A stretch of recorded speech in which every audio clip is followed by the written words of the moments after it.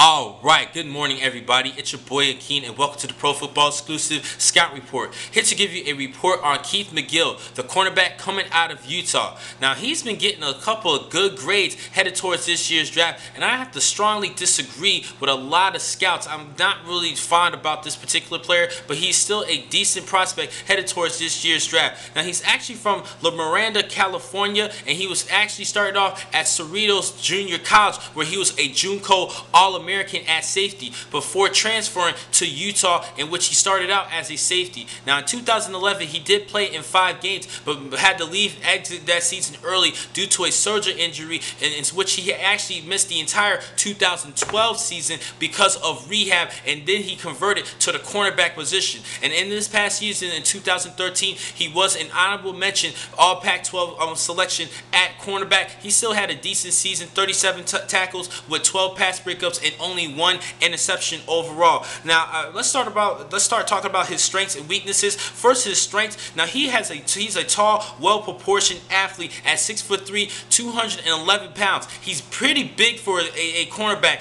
of his size. He's good weight. He looks more as if he's a safety, but he had to convert at cornerback because I don't think he will be able to deliver those big hits that you want at the safety position, and that's why he had to convert at cornerback. But as far as his cover skills, he's a well-alert defender who plays the ball pretty well. Did have 12 pass breakups this past season, and he does balance. He does have a well-balanced agility and acceleration, and he has a good straight line speed. He runs a 4.44 and he had a 39-inch vertical leap, which is very key, and I understand why a lot of scouts even have him rated going to the 2nd round of this year's draft because of his athleticism. And also, he can even be a participant in special teams and help out as a gunner and punt return, and even have coverage in kickoff, which is a good plus. And I kind of understand why some people might rate him in the 2nd round, but I would have to rate him a little differently because of his weaknesses. Now, he's an average tough player, average toughness at the cornerback position, only 37 tackles last season, and he's also known for too often giving players the big pop against the opposing receivers, which can draw a lot of penalties in the National Football League, and he's going to need to improve with that. If he draws a lot of penalties, he will not be a starting cornerback at the next level. And he also often has too many hand fights against smaller receivers who attempt to block him down the field. He needs to work on that and kind of shed off those blocks.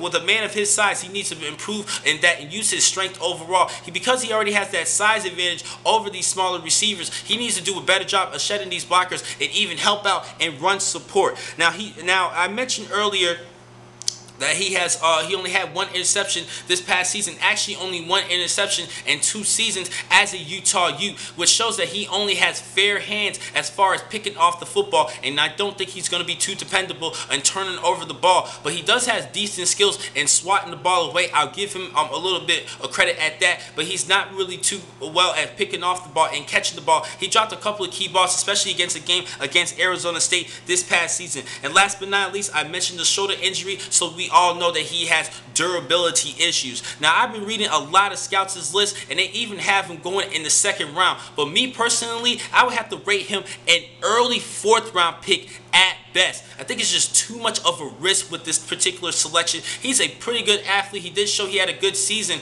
but because of the durability issues and due to the fact he doesn't really do well in run support and even wrapping up against the opponent and driving through ball carriers for tackling, he's more using a lunging technique, which is not good, and even he has his head down. Come on, a guy for his size, he needs to be a little bit more tough and use that size as an advantage, and he's not really using that. And because of that shoulder injury as well, there's too much durability issues that I'm concerned about. That's why I have to put him in the 4th round at best, early 4th round at best, possibly in the later rounds. That's just my personal opinion compared to the 2nd round for many scouts. So so I have to go with the 4th round for Keith McGill. Now, next I'm going to catch you guys is later on today. I have more scout reports. Going to talk more on the defensive side today. Yesterday I was more opposed on the offensive side, but today I'm going to give you more defensive scout reports, and I'll see you guys then with 4 more videos today. Thank you for watching today's vlog. From Pro Football Exclusive, I'm your man Akeen McCall. Be easy.